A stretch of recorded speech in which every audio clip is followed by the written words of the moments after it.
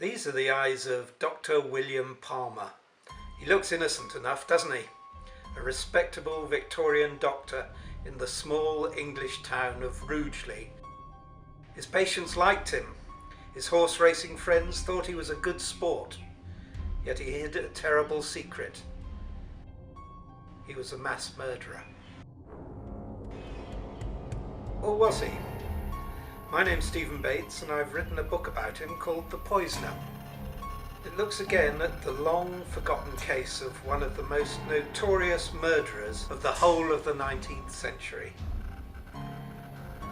What scared the Victorians was that Palmer was an outwardly ordinary church-going doctor, a pillar of the community. He didn't look like a murderer.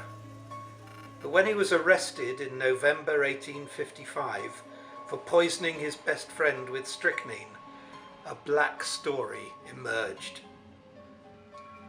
It was a terrifying, deadly, newly discovered poison. It throttles its victims and causes terrible convulsions as they suffocate, killing them within minutes. No one had ever been charged with strychnine poisoning before, but many of Palmer's nearest and dearests had died suddenly recently.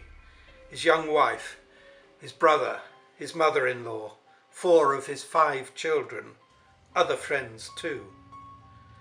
Palmer was not convicted because of a police investigation, but because of a vengeful stepfather of his victim, convinced that his dear boy had been poisoned. He hunted Palmer down, remorselessly. And, more troubling still, not an ounce of poison was ever found in his victim's body. Was this a massive miscarriage of justice, or was Palmer guilty as charged? For my book, I went back to the original records, witness statements, and newspaper reports. I found Palmer's original medical notebook. There were the threatening letters from the moneylenders. If anything unpleasant occurs, you must thank yourself. Some of these documents were unread for 160 years. By the time of his arrest, Palmer owed the equivalent of more than £1 million today. He was a desperate man. It's a fascinating slice of Gothic Victorian life I've uncovered. Quite a melodrama. A seamy world remarkably like our own in many surprising respects. Did Palmer do it? Was he justly hanged? Read my book and come with me into a murky Victorian underworld of crime, murder, money and deceit.